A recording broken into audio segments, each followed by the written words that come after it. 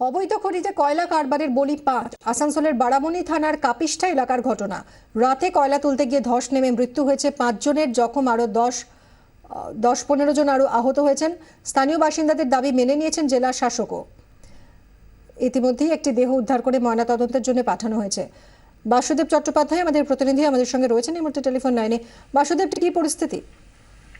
দেখো, যেটা বিরোধীরা যে অভিযোগ করছিল যে নির্বাচনের জন্য একটা অবৈধ কয়লা কিন্তু আবার আসানসোলে শুরু হয়েছে, যে কয়লা খনি অবৈধ কয়লা খনন কিন্তু বন্ধ হয়ে গেছিল 2011-তে আসানসোল দুর্গাপুর পুলিশ কমিশনার হবার পর। ঠিক ইলেকশনের মুহূর্তে কয়লা খনন কিন্তু আবার শুরু হয়েছে, এরকম অভিযোগ কিন্তু বিরোধীরা বারবার করছিল। এবং আজকে যেটা আমরা ঘটনাস্থলে গিয়ে যেটা দেখতে পেলাম যে অবৈধ খনি বারাবানি এলাকাতে চরম পর্যায়ে চলছে এবং এখনো বিভিন্ন এলাকাতে চলছে। এবং সেই অবৈধভাবে কয়লা কাটতে গিয়ে কয়লার যে উপরের যে ছাদটা আছে সেই ছাদটা পড়ে যায় এবং সেখানে প্রায় 10 থেকে 15 জন সেই কয়লার যে ছাদ সেই ছাদে চাপা পড়ে গেছে।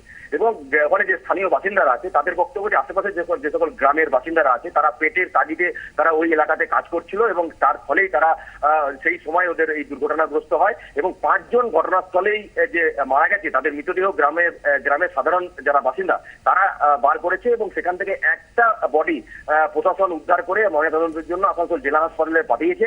যে আরো যে 4 জন মারা গেছে বলে গ্রামবাসীরা দাবি করছে সেটা কিন্তু প্রশাসন বলছে না যে আরো 4 জন মারা গেছে, এবং আরো যে কেউ আহত আছে সেটাও কিন্তু বলছে না। কিন্তু একটা অবৈধ খনন যেখানে চলে সেখানে 1 জন বা 2 জন কাজ করে না, প্রায় 50-60 জন কাজ করে একসঙ্গে ভেতরে ঢুকে কয়লা কাটে।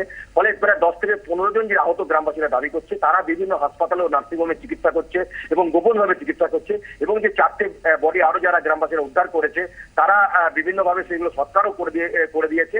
এবং যে বডিটা পুলিশ উদ্ধার করে নিয়ে গেছে সেই বডিটা যেটা আমরা জানতে পারছি যে কাপিষ্ঠা গ্রামের বডি, কিন্তু তার বাড়ির লোক পরিজনের লোক কেউ কিন্তু স্বীকার করছে না যে সেটা তাদের বাড়ির কেউ মৃতদেহ মারা গেছে। কারণ যদি তারা স্বীকার করে তাহলে যারা কয়লা মাফিয়া ওই এলাকাতে আছে সেই কয়লা মাফিয়ারা কিন্তু তাদের মেরে ফেলবে, এই একটা ভয় একটা আতঙ্ক ওই এলাকাতে আছে। এবং প্রশাসনের কি বক্তব্য? কারণ এই ধরনের ঘটনা তো আসানসোল এলাকায় নতুন নয়, প্রশাসন কি করছে?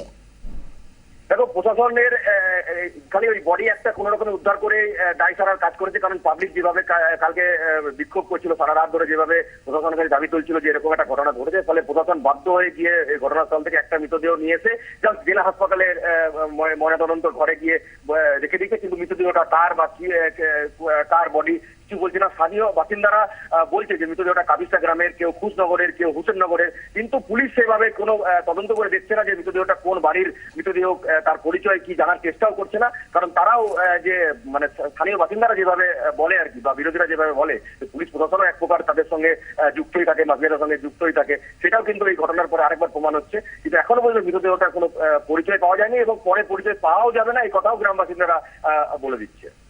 বাসুদেব, ধন্যবাদ। কথা বললাম আমাদের প্রতিনিধি বাসুদেব চট্টোপাধ্যায়ের সঙ্গে।